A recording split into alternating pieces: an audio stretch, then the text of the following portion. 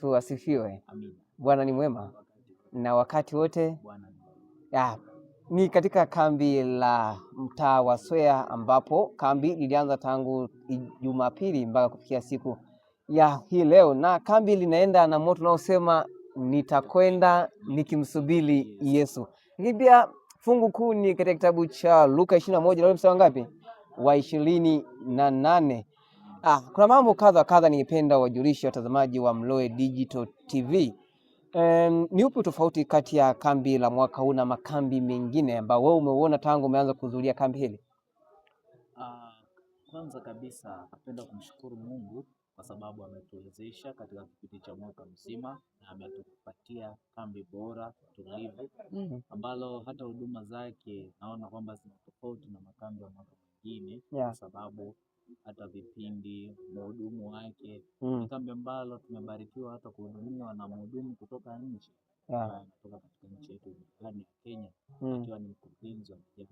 Kwa hiyo ni kambi ambalo nazidi kubarikiwa na baraka mbalimbali kwa kweli. Hata kwa zinazo hudumu nzuri kabisa, naimba wimbo na nyimbo za falsafa ya Adventista. Kwa hiyo tunazidi kubarikiwa sana.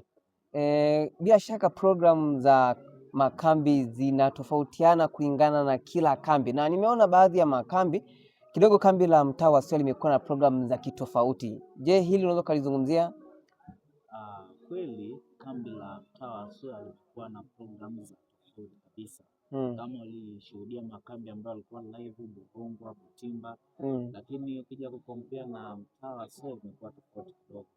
Katika mtaa wa Swea tumeona mpaka vipindi vya maombi jioni, wakati wa ibada ya mwisho jioni, maombi yanakuwepo, watu wanafunguliwa, watu wanaombewa katika biashara zao, watu wanaombewa katika elimu, katika mambo mbalimbali, katika uchumi, kazi, kufunguliwa palipofungwa waweze kufunguliwa.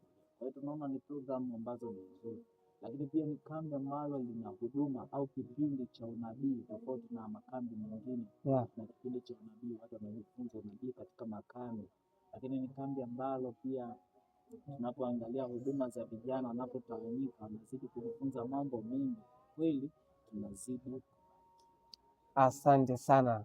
Lakini pia hili kambi ni kambi la pili tangu limefika huku Mwanza. Kambi langu la kwanza nilihudhuria mwaka 2024.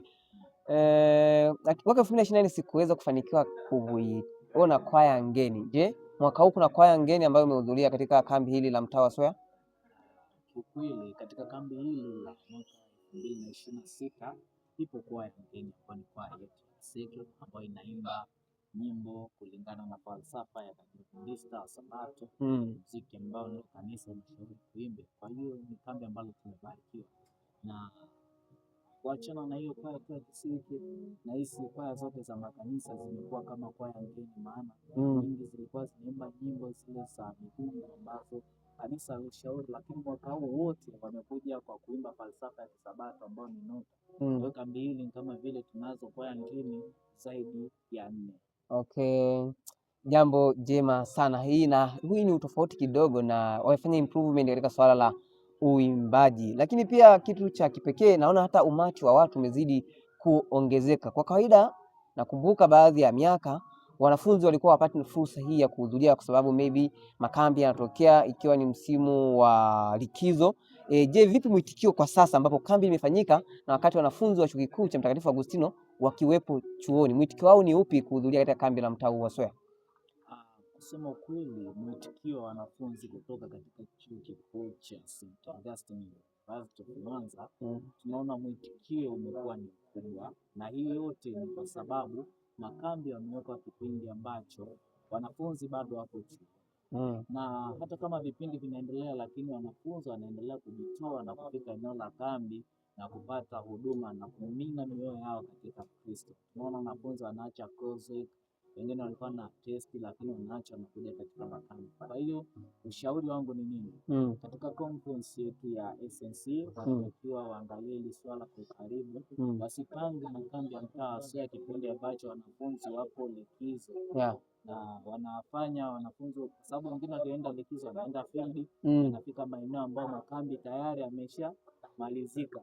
Kwa hiyo ni vizuri makambi kufanyika katika kipindi ambacho wanafunzi wapo chuoni waendelee kujitoa na kubarikiwa na baraka ya makambi, na sio kipindi cha likizo, kwa sababu wanafunzi wengi wanakosa huduma ya makambi. Okay, asante sana. Lakini pia ni wito gani kwa kunautoa kwa wakazi wa kata ya Luchelele tukijumuisha eneo la Shadi, Swea, Luchelele penyewe, lakini Malimbe juu ya makambi haya ya mtaa huu wa Swea? Wito wako ni upi?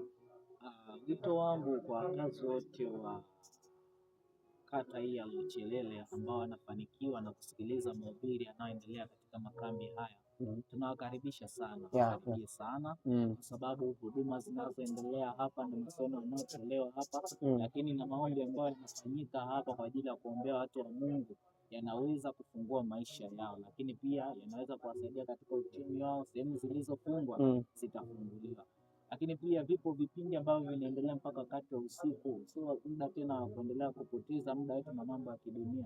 Waje tujumuike kwa pamoja, tushiriki kwa pamoja, wajifunze mambo mengi katika safari hii ya kwenda mbinguni. Asante sana. Pengine mtazamaji angependa kufahamu wewe ni nani na ni mshiriki wa kanisa gani? Mimi kwa majina naitwa Eric Nelson Mambo, ni mshiriki wa kanisa la Malimbe, lakini pia ni mwenyekiti wa Tukasa Sauti. Okay, asante sana. Na haya ni machache kutoka kwa mwenyekiti wa tawi la Tukasa Sauti Mwanza, lakini pia na mshiriki wa kanisa la Malimbe akizungumzia juu ya kambi ambalo linaendelea katika mtaa huu wa Swea. Wito wa pekee ni kwamba wewe mtazamaji na mfuatiliaji wa Mloe Digital TV, karibu na unakaribishwa kuhudhuria makambi ya mtaa wa Swea, na Mungu akubariki.